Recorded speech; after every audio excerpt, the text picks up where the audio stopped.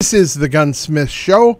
We look forward to this time every week, and we hope you do too. Set a little time aside for some live gun discussions right here on Flint's News Talk and WLCO, coming out of Lapeer and covering. By God, we covered just about the whole thumb and all the way up to Pinconning and big area of Michigan. But if you're listening to us on the World Wide Web, good morning wherever you're at. We hope that the weather's good and everything's going good for you today. We've got a good discussion today coming up on we're going to talk some Colt handguns, and we're always excited about that. But Jacob, you've got last week's show was a great one too. We had some good discussions last week. We did cover the NRA's version of the Golden Bullseye Awards and yes. Who won those, and in the rifle handgun category, there's even the new Women's Innovation category. Well, there's a lot of pretty cool stuff coming out for ladies right now. Yeah. And certainly a huge part of the gun market is catering to women's needs in handguns and rifles. That's right. When are men going to get the chance? It's, it's been 150 years. It doesn't just have to be painted pink to be for a lady. That was a joke. I know it was. I was letting it brush past my earlobes. So the point is, they're actually making guns that are specifically designed for women's hands. Yep. And that was that Pavona pistol. Very interesting from EAA. As well as I think Taurus has designed that curved pistol for women. That's unfortunate that it's being recalled, but it's not a technical recall as far as performance. It's just a recall of the gun because they didn't put the caliber of the shells it fires on the barrel itself. Right. So kind of a goofy oversight. But well, hey, if you've got a question or anything you want us to cover here on the show this week, feel free to give us a call on the station. Our phone number here is 810-743-8255, or toll free, it's 866-533-1530. You can also send us an email. It's an easy way to get a hold of us, and it comes right to our phones too. That way we know and we can answer it basically as we're talking. There you go. That's Shooter, SHOOTER, at thegss.com. Well, very good. Shooter at thegss.com. Now, we also work with Facebook pretty intensively because it's a very fast, easy, interactive way to discuss and have a forum. And it is 4 words you need to like on Facebook: The Gunsmiths Show. Like us on Facebook. Again, The Gunsmiths Show. You know, you get us on Facebook, you like us, you start interacting, you might just end up with a nice new coffee mug, maybe a new T-shirt. A new Gunsmith Show hat. A new Gunsmith Show hat. Some of our Gunsmith Show gear might just show up at your door. So I'm ready for Gunsmith Show bumper stickers. Yeah? What do you want them to say? I've got the guns.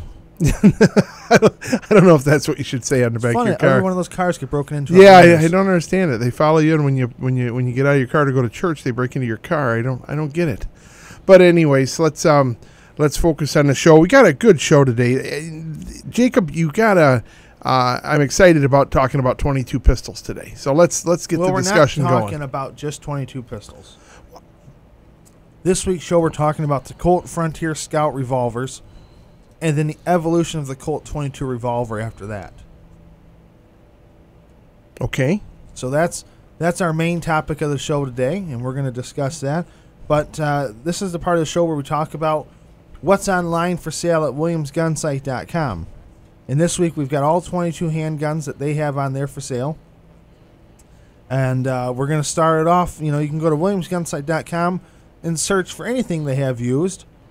And their first one today is a Colt Woodsman handgun, a match target grade, where they've got the 6-inch barrel, just a perfectly blued Colt bluing, which is basically unsurpassed anywhere else. Yeah, it's a classic Colt handgun. Yep. They're very rich, deep bluing. Colt has been famous for its almost entire existence.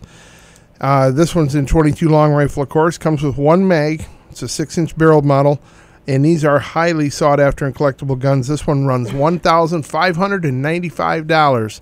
Again, this is at WilliamsGunsight.com. It's their website for used guns. How about the number 2? This is probably the performer of the bunch. Tell them about that one, Jake. This is a 22 by Kimber. This is a Kimber rimfire target, 5-inch 22 long rifle.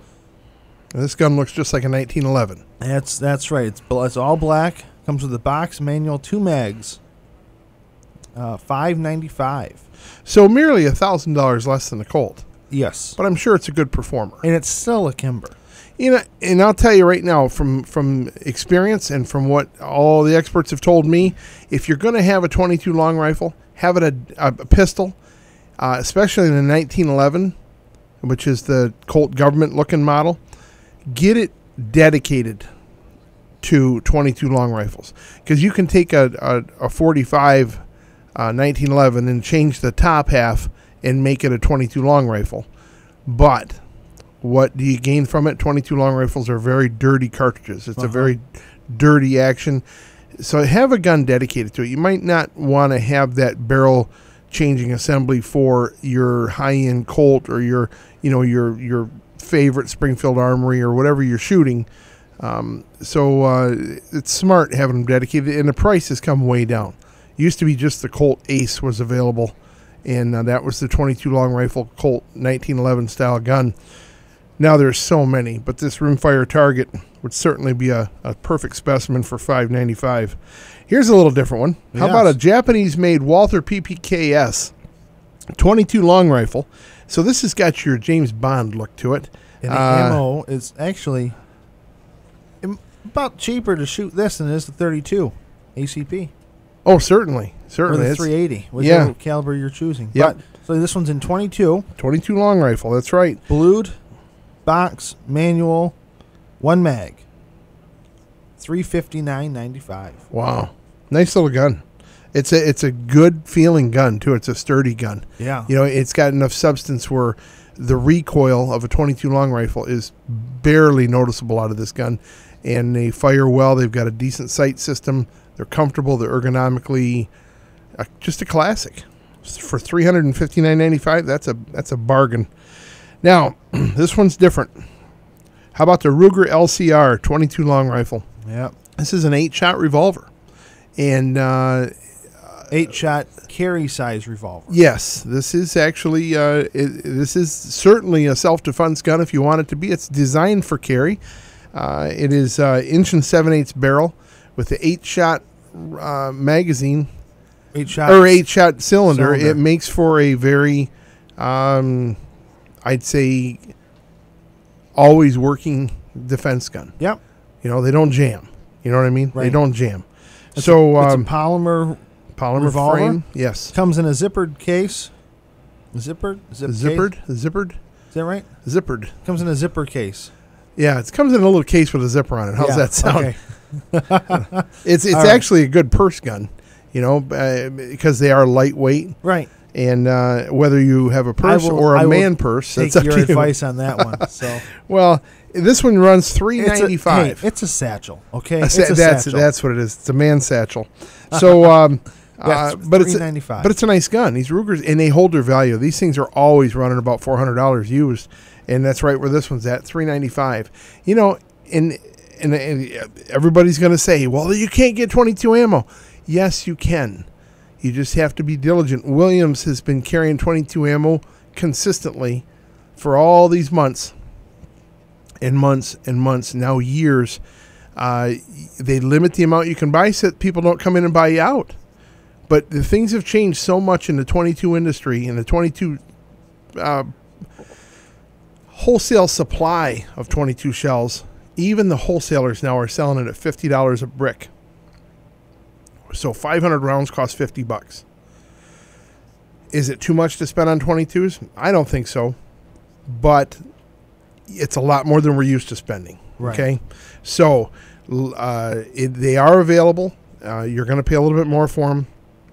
When you happen across a bargain, you buy what you can. But if you buy it out, you know, then you're adding to the problem. So just buy a little bit each week. Buy a little bit every time you stop by the gun shop. And you'll have a collection of it. So, all right, we got one more, though, because we always do 5 guns from WilliamsGunsight.com, and this one is the Browning Nomad. Jacob, can you tell us a little bit about this one? Sure. This is a 4.5-inch barrel 22 handgun, semi-auto, takes the magazine up the grip. And it, where else would you take it? well, Into the bathroom with you? No. So, anyways, the box, one mag. Box, I left one him mag. almost speechless on that one. Well, I was just thinking, there are some 22s that, like the 22 Charger. It's a handgun. It takes a magazine, not in the grip. Right. You're so correct. You have to specify. There you go. It has been specified. So this one goes up the grip. You can take it in the bathroom if you like.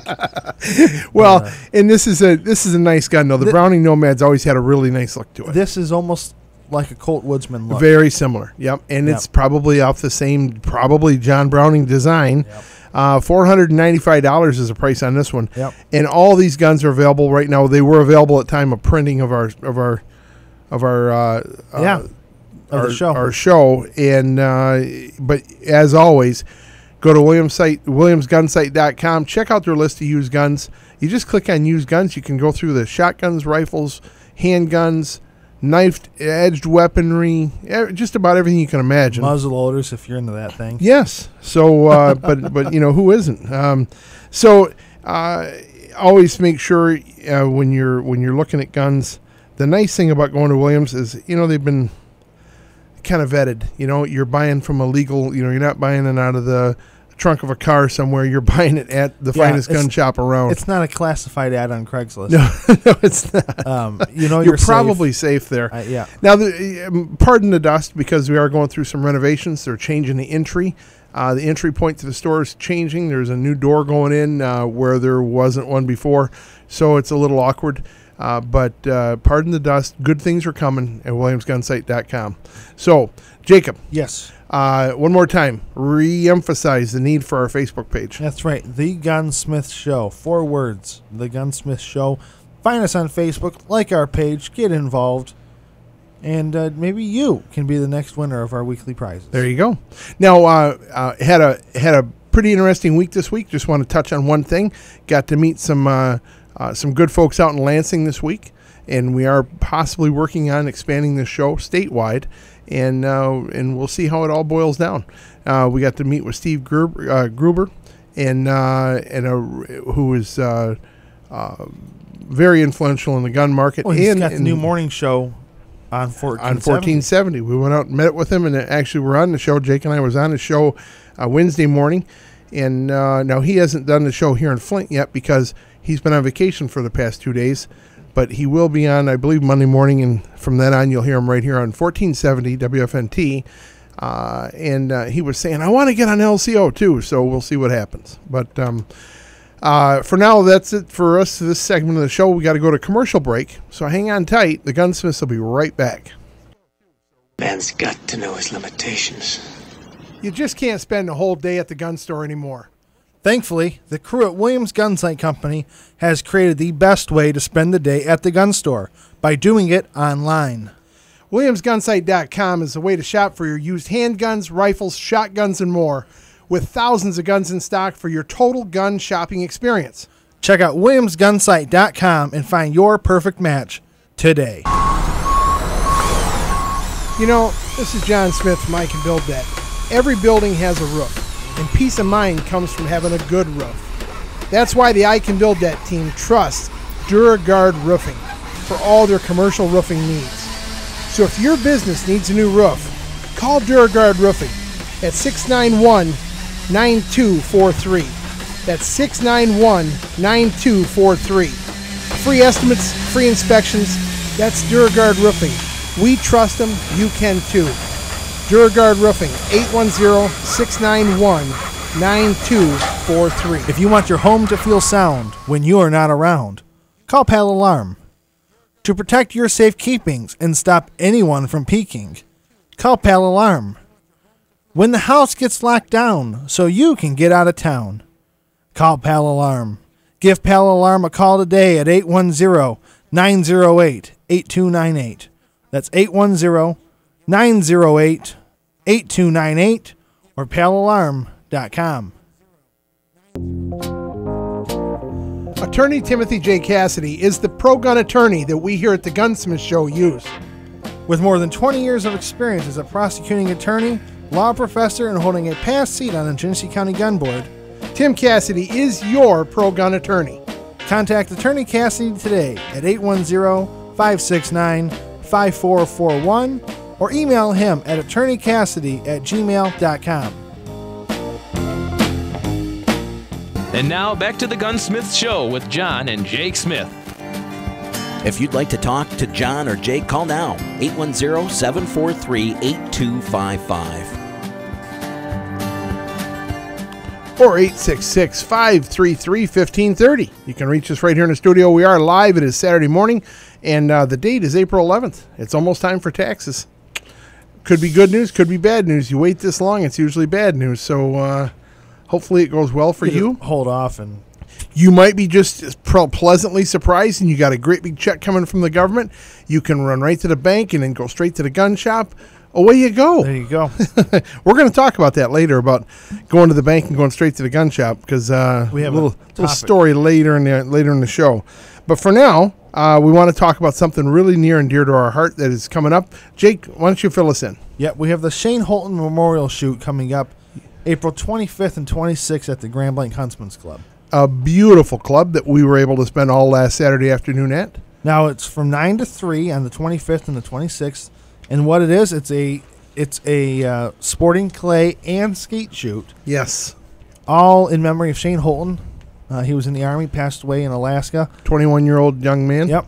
And their family has teamed up with our foundation, the Thomas Smith Memorial Foundation, and we're raising money to provide free heart screenings for the youth of Michigan. Well, I'll tell you what, they're a good family, and thank God for them. Tom and Linda Holton and her son Tom Jr., great folks. And the folks involved at the gun club that have helped last year's event be such a success, and this year will be even better. We have got raffles, 50-50s, silent auctions. We've got so much good stuff going on. There are guns being given away. Yes, there are guns being given away. Now, and skeet is $20 a round, and Yes. sporting clays is $25 a round. you know that's a I'm sorry, bargain. skeet, that's for 2 rounds. That's That's 2 rounds of skeet. That's 50 shells. that's great. Now, to register for the event, we want you to call the Huntsman's Club today. 810-636-7261. 810-636-7261. Remember, that's April 25th and 26th. Just a couple weekends away. Yep. And it will be a great time, and you'll see us out there. So we can't broadcast live from there, but our hearts will be there in the morning, and our bodies will be there in the afternoon. That's right. So we'll have a great time, and looking forward to it. We have a caller. Hi, caller. Who's this? Hello? Hello. Hi, caller. This is John. You're on the air live. I must have been on the wrong radio station. I was trying to get another station. What were you trying to get, sir? Oh, I was trying to get the gospel station. Oh, no, that's 1420. That's 1420. This is 1470. This is the gun station. This is the Sorry about gun. that. We're talking guns here. All right. Well, I don't have one of them. I sold all mine. All right. Well, God bless you, my Government friend. won't let me have none. Well, I can understand. All right. Have All a good right. day, brother. Thanks. Yeah. All right. Now, let's talk about. Let's talk for just a minute again about that shoot, because the Shane Holton Memorial Shoot is very important, and it is a strong bridge between the sporting life that I'm going to say our kids and your brother loved. Shane and Thomas both loved to get out and shoot. Yes. And the Shane Holton Memorial Shoot is all about getting out there and spending time with the family, spending time doing what you love. And what these kids love to do is get out and shoot skeet and trap, and they were good at it. And unfortunately, they were both taken away by basically the same cause, sudden cardiac arrest, and taken away from us. And the money raised all goes towards buying more medical equipment to provide free heart screenings for the youth. Yep. And to keep our sport alive, to keep our youth alive, to keep us safe, and protect generations to come. Please participate in the Shane Holton Memorial Shoot. Again, it's at the Grand Blanc Huntsman Club. And if you have never shot before, we will walk you through it. We want everybody to be very comfortable. This is a beautiful club that is very friendly, and everybody there will be glad to see you. You can come and I think you can even just come and purchase lunch if you'd like, but be a part of it if you can. The Huntsman Club is on Irish Road south of McCandlish. So it's down the bottom corner of the county, but it is actually a beautiful place to visit. So we'd love to see you out there. And again, the number for the club is 810-636-7261, or you can go to tommysheart.org to find out more. Again, that's tommysheart.org to find out more about that shoot. And along that same lines, we've got we're going to have some more things coming up about some events. Next week, we're going to talk about some Ducks Unlimited events that are coming up. And our good friends from Ducks Unlimited and that we're a part of are busy and getting their spring events all organized. And talk about organized right now while we're speaking, the NRA conventions are going on in Nashville. So that is big news. There's constant updates coming from all the sites we get on Facebook and pictures last night from the events. Emails from the NRA about everything. Yes, about all the events that are transpiring. And, of course, our blood brother Ted Nugent has been hitting us hard with all kinds of information about... You're supposed to say Yowza after that. Yowza. Well, I bet he rode there on a white Buffalo. He darn near probably did. Anyways, might have been a white Bronco, white Ford Bronco. that was OJ. No, he's got a white. Ted's got a white Bronco, but it's got black zebra stripes on it. Yeah. So, anyways, but they're at the NRA conventions going on right now. A lot of our friends from Williams Gun Sight are down there as well. So, but right now, it's time to talk about the Colt Frontier Scout revolver. Now, why are we talking about it? Because it's a classic Americana. This is one of the most classic 22 pistols you can get. Do you feel that way, Jacob? Oh, I would say so. You've always admired them. They're a beautiful gun. They're a solid gun, super well built, and like just about everything from Colt. Now, the Frontier Scout revolvers are available in both 22 long rifle and 22 Magnum. They came with 2 cylinders. Some of them did come with 2 cylinders. Right. They first came out in 1957, but when that happened, they were only available in 22. Right, 22 long rifle. 22 long rifle. Yep. Now, they had either a bright alloy frame, which you've seen. They almost look polished aluminum. Yes, they had looked like a silver frame. And either that or they were all blued. Yes. They either had a Q or an F suffix on the serial number. Now, suffix is the letter before the serial number? No, it's the letter after. Very good. I just wanted to clarify. Now, they also had the standard 4 3/4 inch barrels, but they had the Buntline models, which had the 9.5 inch barrels, more of their Wyatt Earp style revolver. Yeah, that Colt Buntline had another famous following, kind of odd. The Helter Skelter murders. That's what one of the guns that Charlie Manson's people used to do some of their murders. So that kind of put It's a good handgun. I can't blame them. Don't say that. It was I don't mean it like that. No. But anyways, go ahead. So that was one of those. It's like people equate the Charter Armed Bulldog to was it Son of Sam or whatever his name was? I think so. Yeah, I forget what his name was. I don't pay attention to all the New York stuff. We could do a whole show just on firearms that have been involved in famous That killings. Would be morbid, and I don't really want to do that. Not in the morbid sense. Yeah, okay. Well, anyway, so back to this one. So it started in 1957 with this gun, and why is because people always liked the single-action armies. Oh, it was the prime time for Westerns. Western shows were on TV constantly. Those same shows are still on TV constantly. On TV land. On a lot of stations, Encore Western and all that stuff. Those shows are constantly on, but everybody wanted a 6-shooter on their belt. And there's only 3 stations. And there was millions of people being born every year. So, I mean, the country was growing. The kids were at that age. The baby boomers were right at that, or the boomers from World War II, the kids were at that age where they're starting to learn how to shoot. Parents wanted them to learn, and these were great guns to learn with. All right, the first Frontier Scouts, they had either black composite plastic grips. Yes. Or if you had one of the rare factory custom walnut grips. Yes. Those are your 2 options. Of course, aftermarket grips came out. But there's 246,000 of these made. That's not very many if you think about it. I mean, it's a lot of guns, 246,000. But this is your classic Frontier Scout. Right. All right. Built in the 50s. If you had the walnut grips. Yes. And with the factory order asking for them, that gun is actually worth about $200 more. No kidding. Yep. So that intrigues me because when you look at those little things, and folks, if I'm going to tell you once, I'll tell you 1,000 times. Save your paperwork on your guns. Save your boxes. Save your guns. Don't throw the boxes away. Don't throw the paperwork away. Save everything you can. Tuck it away nice and neat somewhere. Whether it be in the rafters or put it in a bag up in the attic. Whatever you got to do, save it, protect it, because especially with Colts, don't ever throw a Colt box away. Okay. We've seen Colt boxes go for $400. It's ridiculous what they go for. So, in these guns, these Frontier Scouts were actually put in beautiful boxes. They were display boxes. You could put them in the hardware store glass cases. Yep. And that's where these guns were sold. All right. 1960 comes around. 22 Magnum cylinder becomes available. Woohoo! So Frontier Scouts are sold with a 22 long rifle and a 22 Magnum cylinder, and they are interchangeable. Yes, they are. Now, also, they discontinued that bright alloy frame, and they came out with one called the Zamek alloy. Yes, they did. This replaced, it basically looked like a nickel finish on the firearm. These had a K suffix on the serial number.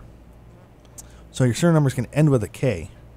Now, there's only 44,000 of these models made from 1960 to 1970. They are the rarest of the Frontier Scout 22s. And that's what I find interesting is seeing how many were made in the 50s. No, that 246,000 was Yeah. from 1957 to 1970. Oh, okay. Because of that's the standard Frontier Scout. Okay. The blued versions.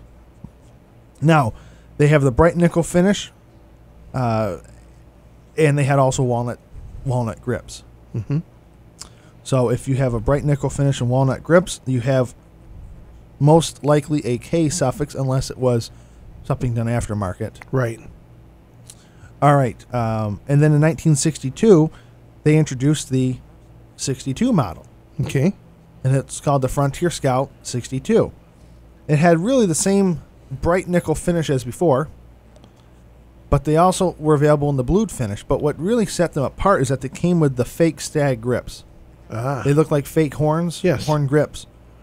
But a real Western-style gun. Yeah, nice-looking gun. It did. It looked like an old Western. Stag grips can be absolutely gorgeous. Sometimes they look a little gaudy, but I tell you what, they can really set a gun apart. Now, these ones had 68,000 of these made from 1962 to 1970, and I could see why. You look at these ones compared to all the other models, this is the one you'd pick out in the store. No kidding. This is the one that looked that good. It looked that good. Oh, I want that one. Yeah. And back then, you're talking a difference of probably $32 to $35 maybe. Well, the guns, I've seen some of the receipts on some of these guns. In 1969, 1970, they were running about $67. Okay. $67.50, I think, is what the guns were called. That was for nickel with the walnut grips. So now, a little bit different story. Yeah.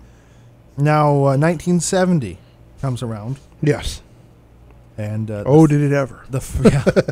Yes, it did. Yeah. All right. The Frontier Scout actually was discontinued. It ended its 13-year run in 1970, but it was replaced by two other models that Colt offered.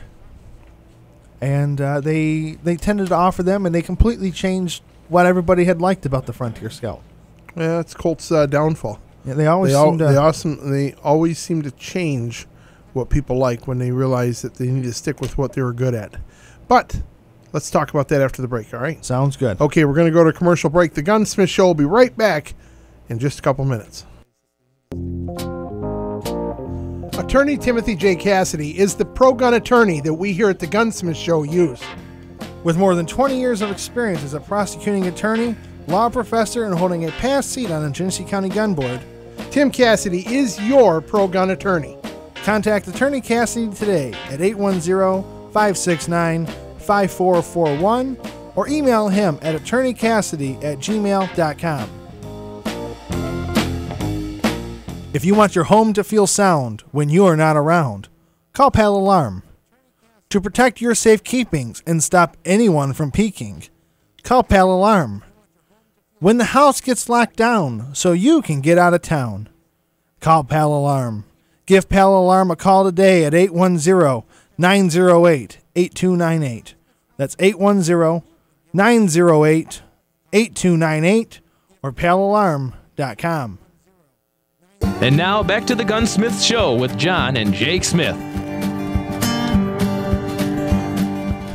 All right, we are back. It is the Gunsmith Show. I hope you got that coffee filled up, and we're discussing guns today, folks, like never before. We're talking monster guns, huge guns. No, we're talking 22 long rifles. Huge in the minds of the kids that watched all the classic John Wayne movies growing up. You watched Paladin on TV. You watched any of these old shows. The Rifleman. The Rifleman, I mean, yes. Yeah, you wanted a rifle, but the handguns were a big part of it too. That's right. Anything with John Wayne in it. Yeah. Anything. Well, and that's the... And Randolph Scott. Randolph Scott? Yes, I said Randolph Scott. Now... Any time one of these new movies came out throughout this 50s, 60s, and 70s... Yes. Like movies with Dean Martin and John Wayne together? Well, yeah. Anyways, not only did the records soar, Colt's sales of the pistols, of the revolver, sold crazy. And that's why Ruger came out with their handguns at the time as well. Yeah, late 1950s is when the Black Ruger Hawk. single-action Blackhawk came out. Yep. And Colt saw the success of the Blackhawk, and it changed Colt's mindset on their single-action army. Right. Because they saw something on the Blackhawk that piqued their attention, and that was called adjustable target sights. That's right. And that changed the Frontier Scout. Now, the Frontier Scout had a blade and groove sight system. Yep. The groove is on top of the receiver. The blade is on the front of the end of the barrel, the important part of the barrel, the part aiming at your target. You line the two up and you shoot. It's not adjustable. If your gun shoots a little bit off, you adjust for it. With target sights, you have an adjustable rear sight. That's right. You have a large front blade squared off, and squared off meaning it's a very square looking raised blade, machined, grooved, and everything. It's made for target shooting. The rear sight is a windage and elevation adjustable sight, meaning it can go up and down for elevation, and it can go left to right for windage. Now, what did this do? This created a more accurate gun. And that's what happened in 1970 with the Frontier Scout. That's right. They decided to go to, what do they call it, the next generation? They did. Well, they split the Frontier Scout into two. Okay. The first one was called the Peacemaker 22. Yes. And another one was called the new Frontier 22 Scout. There you go. Now, what was the Peacemaker? It was the complete copy of a single action army, basically an extenuation of the Frontier Scout. Okay. It was. You had 4.5 inch barrels, 4 3/4, 6 or 7.5. Same sights as the Frontier Scout, so you still had that blade and groove blade and groove sight system. Yep. But these models were all blued with the black composite grips. More of a, listen, we're only going to offer one model. Here it is, like it. Yeah, and who knows what marketing people were thinking about back then? Probably about what L&M cigarette they're going to pick next. Well, and more often, or Pall Malls, but and now you're looking at the 1970s, right? And what were people watching on TV? Yeah, Vietnam. Vietnam was popular. The black gun was really making a presence. Yep. The AR-15 was beginning, the M16 was what we saw on TV. The black guns was becoming very popular. And the classic Americana was starting to drift a little bit. But with all good things, it's cyclical. Right. And so what happened next, Jake? Well, these ones were made from 1970 to 1977.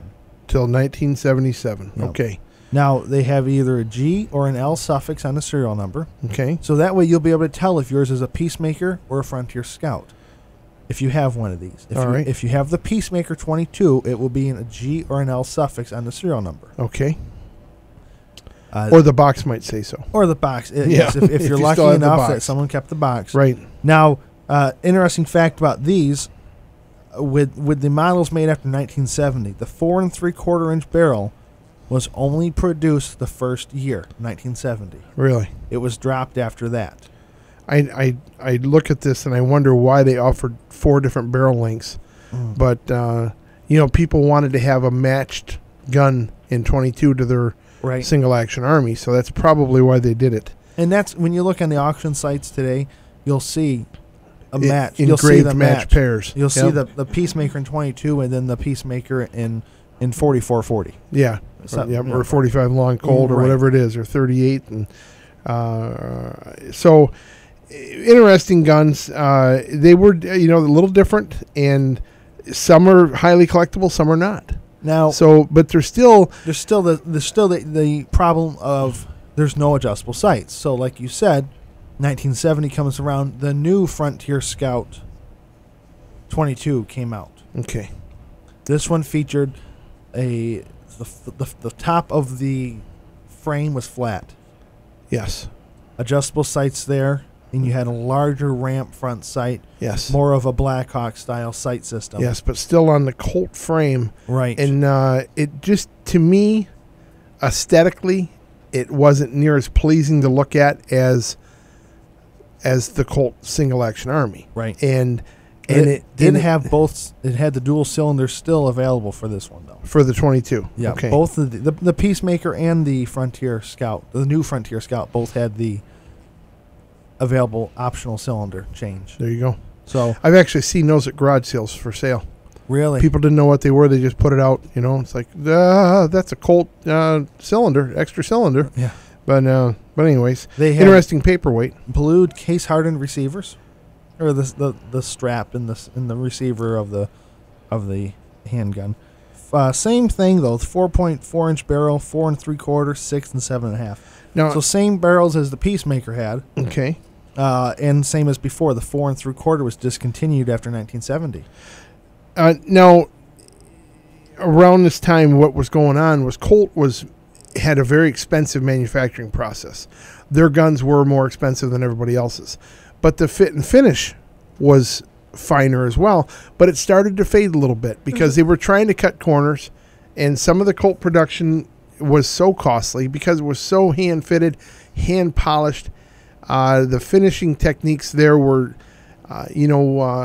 equal to or better than Winchester's, fine bluing on their guns.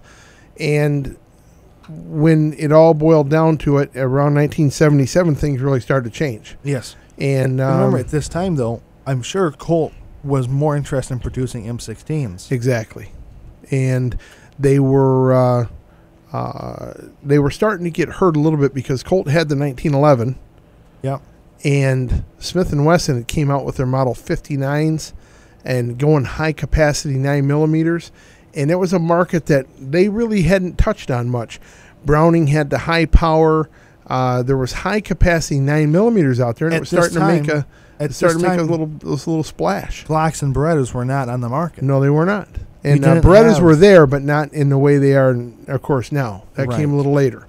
But so things were tough for them. Colt was still making Troopers. Yep. They were making Pythons and stuff like that. Still high quality guns, but the market was somewhat saturated at that time. And the age of the cowboy movies was over.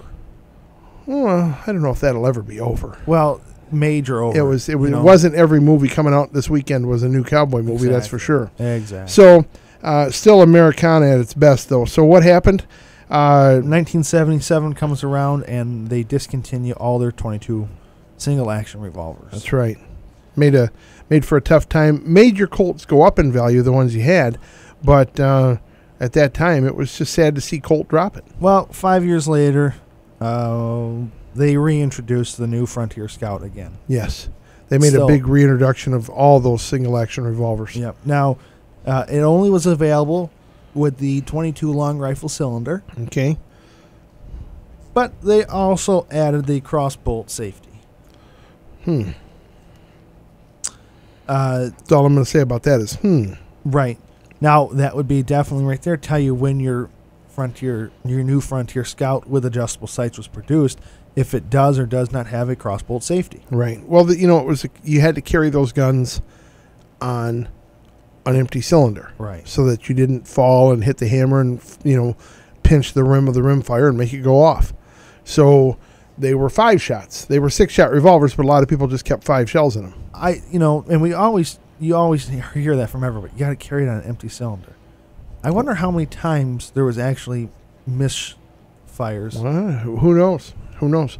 They might have thought it was a suicide and it was a misfire. Right. You never know. Now, but these guns were good guns, and Ruger had the transfer bar system, so Colt had to do about the same thing and make this happen so that they had safer guns, because there was a real push back then.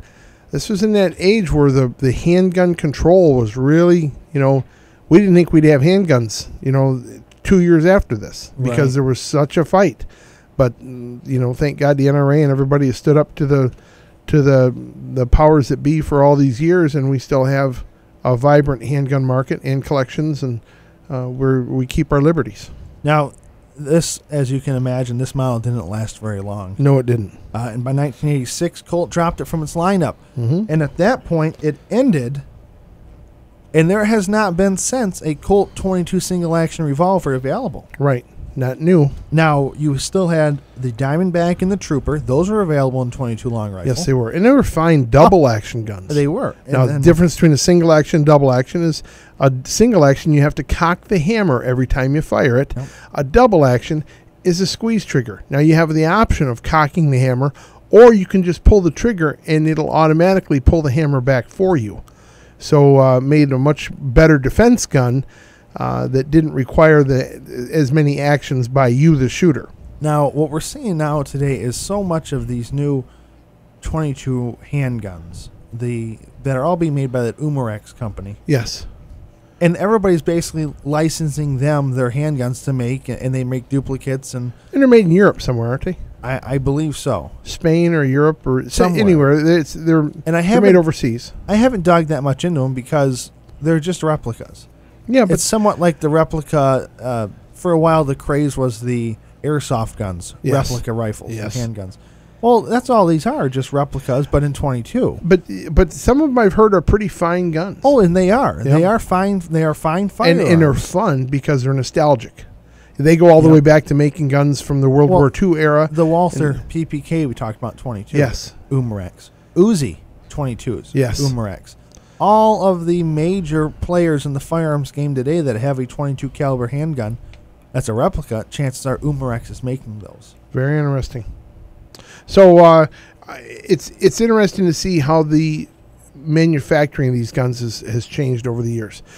From Hartford, Connecticut being the soul and the pumping heart of the gun industry, now it's going to be a ghost town, because the politics have made it so hard to have guns in Connecticut now, that we're manufacturing heavily overseas and heavily in places like North Carolina, South Carolina, Alabama, Texas, Georgia. We have manufacturing plants all over the country now, and of course Arizona, where Ruger has set up headquarters. And if you look at 22 single action revolvers, yes, what's happened to them of late? Ruger has started doing these in 9-shot and 10-shot revolvers. Yes, they have. Yep, why? Because are people tired of the single 6 style handguns? Well, and these are 9 and 10-shot guns, and they're beautiful. And it's a timeless design. It truly is. A single action revolver is a timeless design that works. But every time you want to pull the trigger, it fires. You know what I mean? But it might just be, and this will be the closing remark before our break, it might just be that the single action revolver in 22 has seen its time. So with that, we'll let you think about that, and we'll come back from break in a little bit. We've got another story to talk about, so stay tuned for more of the Gunsmith Show. You know, this is John Smith from I Can Build That. Every building has a roof, and peace of mind comes from having a good roof. That's why the I Can Build That team trusts DuraGuard Roofing for all their commercial roofing needs. So if your business needs a new roof, call DuraGuard Roofing at 691-9243. That's 691-9243. Free estimates, free inspections. That's DuraGuard Roofing. We trust them. You can too. DuraGuard Roofing, 810-691-9243. If you want your home to feel sound when you are not around, call Pal Alarm. To protect your safekeepings and stop anyone from peeking, call Pal Alarm. When the house gets locked down so you can get out of town, call Pal Alarm. Give Pal Alarm a call today at 810-908-8298. That's 810-908-8298 or palalarm.com. Attorney Timothy J. Cascady is the pro-gun attorney that we here at the Gunsmith Show use. With more than 20 years of experience as a prosecuting attorney, law professor, and holding a past seat on the Genesee County Gun Board, Tim Cascady is your pro-gun attorney. contact Attorney Cascady today at 810-569-5441 or email him at attorneycassidy@gmail.com. And now back to the Gunsmith Show with John and Jake Smith. If you'd like to talk to John or Jake, call now, 810-743-8255.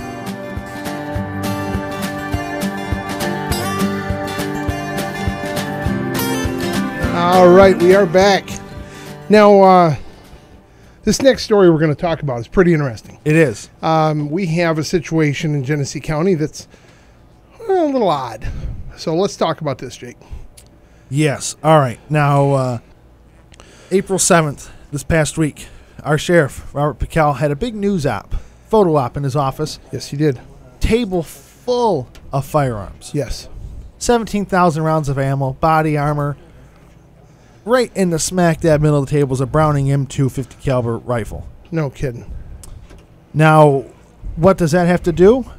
Well, they made an arrest. But it wasn't so much about the gun And crimes. it wasn't so much about the guns, but what they've done is they've made it into... Well, guns sell stories. Exactly. But apparently there was some... The underlying story here is... It's not about guns, but it's been elder made abuse. about guns. Elder abuse. And we're not judge and jury here. We're just talking about it. So, but we do have a caller. Yes. Caller, hi. This is John. How are you? Hey, I'm good. How about you? We're doing fine today, sir. How can we help you? Well, I got a Ruger SP 101 357 handgun. Yes. Is Ruger? I've been told Ruger's a good gun. Is that true? It is very true. Yep, that's a fine revolver. Very sturdy revolver. Is that a five? Is that a 5-shot?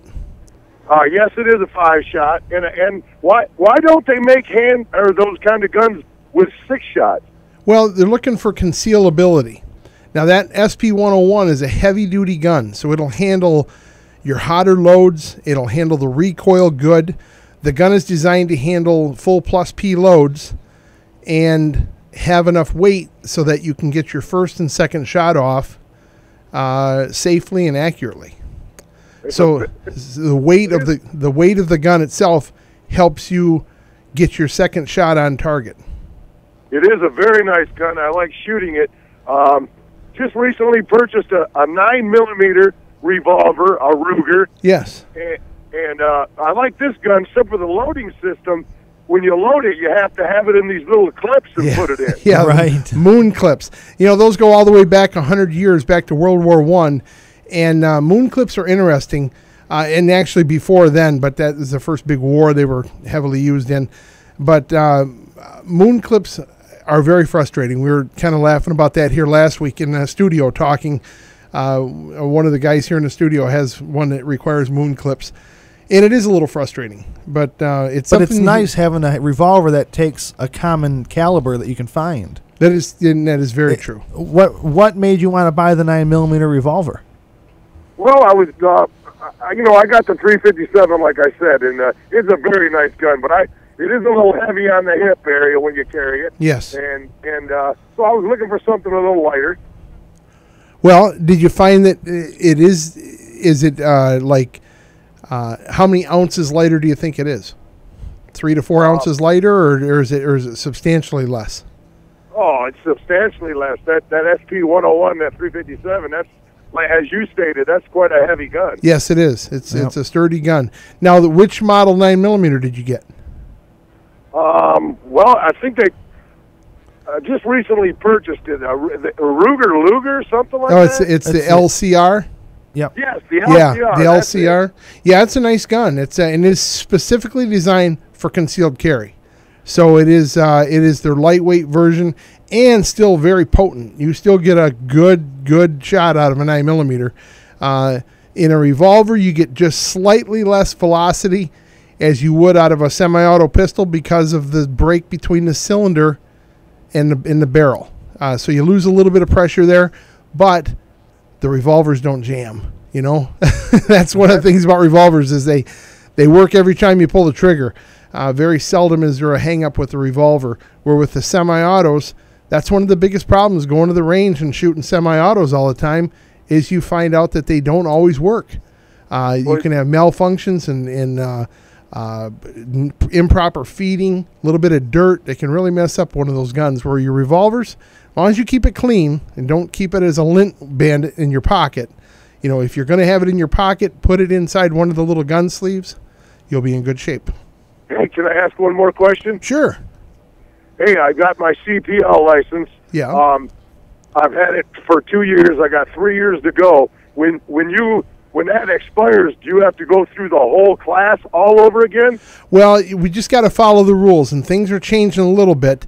But basically what you're going to do is what here in Genesee County, what we've been doing is we get a CD to study to make sure you're up on all the gun laws. It's up to you to prove that you But there's no reclass needed. Right, there's not a reclass needed, but we still recommend you do range time and you practice the art of carrying a gun, because it's not just something you casually do. You do it with, of course, being responsible gun owners, and then you have to sign the affidavit and swear to it that you will abide by the rules. So I do take this very seriously. And good.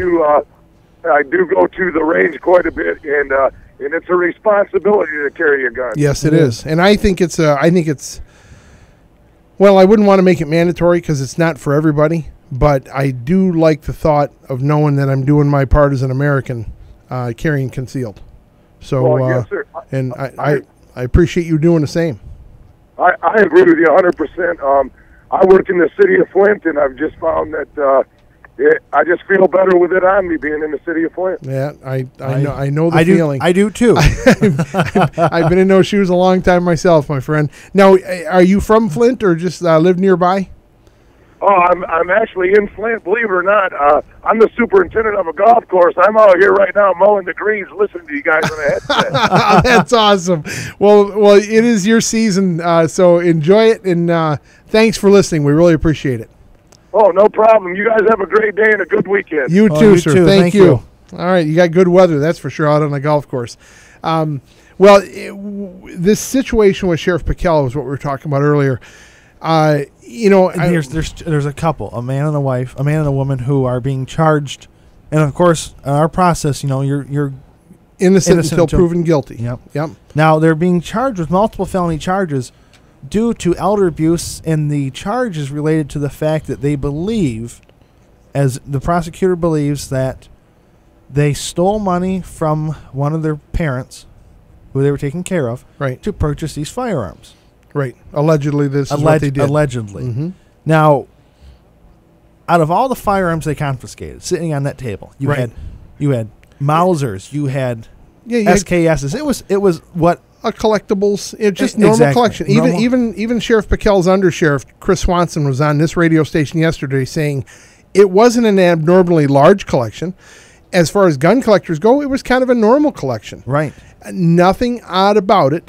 Except for one gun. They had an AR-15 rifle that was shorter than the minimum length. Now, this is where we get into tricky situations today. Yes, we do. With what's a short-barreled rifle, because you can buy AR-15 lower receivers. Yes. And you can buy uppers for those, and you can make them anything you want. You can make AR-15 pistols, is what Jacob's trying to say. Yes, but they have to be legally registered as a handgun. Right. You cannot just buy a shorter barrel and throw it on your rifle lower and call it a handgun, because it is completely illegal to do that. Right. So you have to be very careful, because unfortunately, if this goes in the way it's looking, they could possibly face gun charges. These are like automatic 10-year felonies. And, whether they're guilty or not of the elder abuse, that's up to the courts to decide, and we're not trying to be judge, jury, and executioner here. But these gun crimes, we have to be very mindful. You cannot just make Frankenstein guns Right. and expect to not be held accountable for it. Yep. And we've had people call this show before saying, well, I got a sawed-off shotgun and I keep it in my bedroom, and if I defend myself with it, I'm not going to jail. I'm in my own house. No, you'll be guilty of a gun crime at that time because Exactly. you've got a sawed-off shotgun. If you have a sawed-off shotgun, I would turn it in at the next gun buyback in some foreign city, and go in as Sharia law and cover your face up when you turn it in. But anyways, you need to do something to legally dispose of that gun. Yes. Okay, because or buy a new barrel and have the old barrel destroyed. Yes. So there are reasons for the laws we have. And you might not believe in all those reasons, but there are laws, and we are a nation of people that abide by laws. I love it when they tie. It was right in the article too on MLive about how they've tied this couple to the, what do they call it? The militia. I'm trying to find the name here. The Southeastern Michigan Volunteer Militia. Well, and honestly, you know how they did that? They got it through Facebook. Yep. And it was Chris Swanson explained it yesterday. He says, thank God for media like this, because it was very easy to tie them to the militia. Now, is being in a militia illegal? I don't think so. Actually, it's in our state constitution. Right. So, but does it make a headline? Oh, yes, my it does. gosh. Yes, it does. Sheriff arrests 2 militia members with firearms. Yeah. Oh, Yeah. my gosh. That makes national news. He just won a Grammy. Yeah. So, well, hopefully, they get this all sorted out. And if they are guilty of crimes, I hope they're brought to justice. But as far as we're concerned here at the Gunsmith Show, we just want everybody to be careful with the firearms they have. and be responsible gun owners. Yes. That's what we stress. So, folks, I hope you have a great week. I know there's, with a lot coming up. Remember the 25th and 26th, because we're almost out of time, is the Shane Holton Memorial Shoot at the Grand Blanc Huntsman Club. And go to tommysheart.org to find out more about that. Yep. And Remember to find us on Facebook at The Gunsmith Show, or send us an email during the week, shooter@thegss.com. You can go to our website and take a look at all our sponsors and find out what's going on every week with us.